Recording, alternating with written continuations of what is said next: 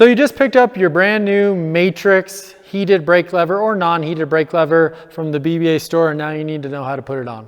Well, I'm here to help you out with that. Come here, let me show you. All right, first thing you're gonna need a pick. There's a pin that drives down holding the brake lever to the reservoir, and it's got a little one-way little switch thingy here that you gotta depress and then press the pin up.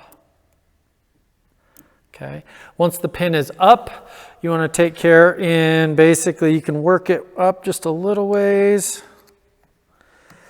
And then you're going to want to just grab the brake lever so it doesn't go flying. Took me 4 takes to not do that. And pull that out. Here's how I like to do it. If you're really quick with it, like basically just pop that thing out. Your lever goes flying, you lose the pin, and then you're not riding the rest of the day. And so now you've got this pin and you've got your brake lever, okay? Now the next thing you need to do is you need to take the parking brake mechanism off of the stock lever. The pin is the same in design, where it has that one-way little clip here that you got to push in, depress the pin, and then the pin will come only part way through. And the reason it does that is because that pin I depressed engaged again, and then you have to come here in between the spring and the keeper here and press it again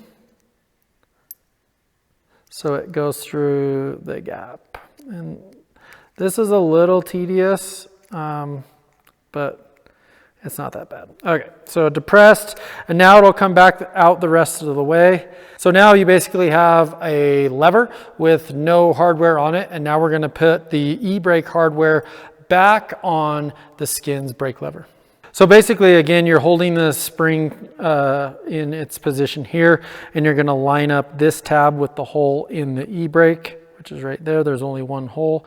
And then you're gonna slide that thing so it compresses the spring, just like that. And then you'll be able to see the hole line up. And once the hole lines up, that's when you can slide in your pin. The pin is a lot easier going in than out because, again, this little clip here that made it such a pain in the butt getting out is a one-way going in. So basically, once you line up the holes, the pin slides right in, just like that.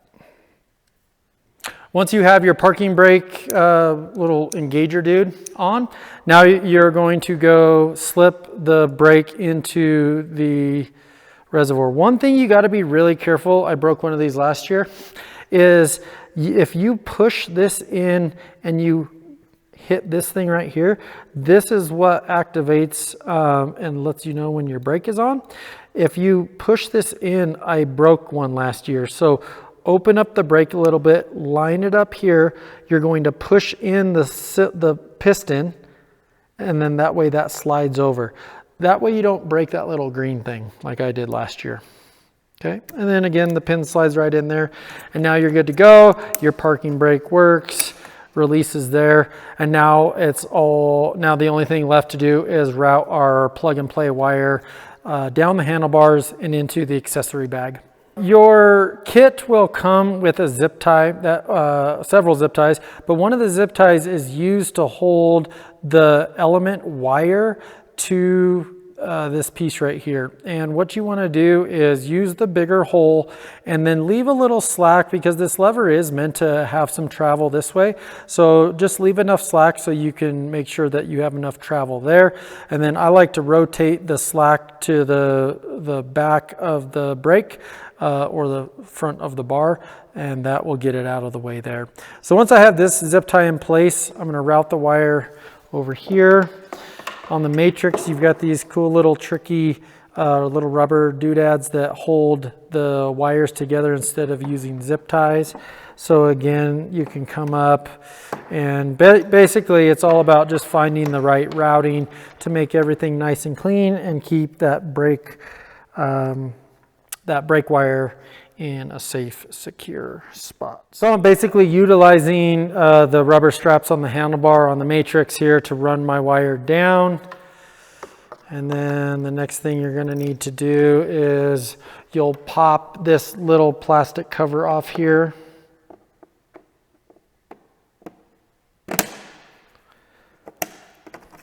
Okay, this will give us access into running the plug down to the accessory bag. You can see looking down into the sled here, it's pretty straightforward where these go. I like to go on, move the throttle cable out of the way, bring this down here. And then once I open up this panel over here, you'll be able to see where I'm going to sneak this thing through. So there's just a couple items that you'll have to remove to gain clearance to run the wire with the plug and play to the accessory bag where we'll access our accessory plug. First, I'm going to take the T40 out right here. Right there, that gives us access to the panel. I'm going to take these two T40s off up here at the top.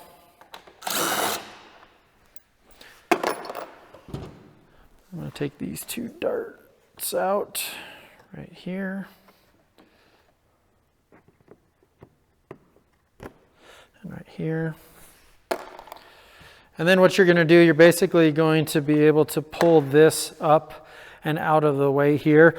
One thing that will help is I like to use a little bungee cord here, and that'll help hold the plastic out of the way. So that will give us access to not only running the wire down in here, but then getting access to the black accessory bag. So right here you can see this is the bag I'm talking about where we're going to access the accessory plug. Just a little pressure up here. You can see now where we're going to want to route that wire following the harness that goes into the bag. Okay, I've got my wire routed in line with the harness here. Now I'm just going to open up this bag. And inside the bag, you're going to find a plug. We use the Accent LED handguard plug. Unplug this right here. It's just a dummy plug. And then this is where you're going to plug and play your heated brake lever right there. And then come in here, wrap the wires in the bag.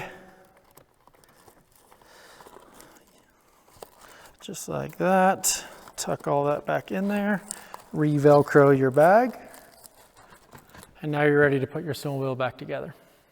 All right, so now just a couple steps to put it back together. I'm going to put back the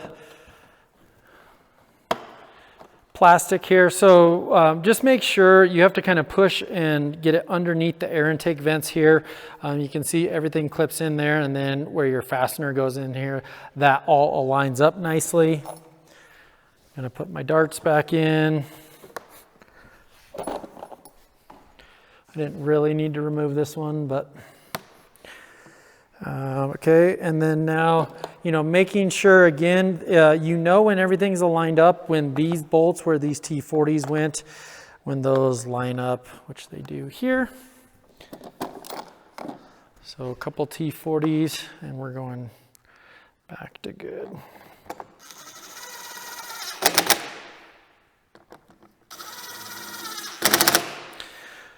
Okay.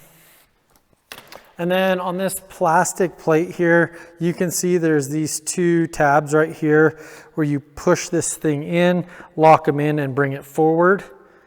That way that locks in. A couple of your fasteners there. Probably put one more zip tie right here. One thing to know, I never zip tie any wires to the throttle cable. Keep the throttle cable independent. You can do one more wire here. You can tuck it under this thing. Just one more zip tie there would probably be sufficient, and you are good to go. So again, a couple of the key notes. Those pins getting this lever out can kind of be a pain. Just take your time, be patient. You have to push the little detent in. The pin will come out. Be careful not to lose the spring for the e-brake. And once you get everything aligned, those pins will go right back in. Be careful routing your wires. Don't get anything tied or connected to the throttle cable. And then accessing to the accessory bag is fairly easy with a couple darts, a couple T40s, and then you're on your way to a very enjoyable heated brake lever or adjustable brake lever life.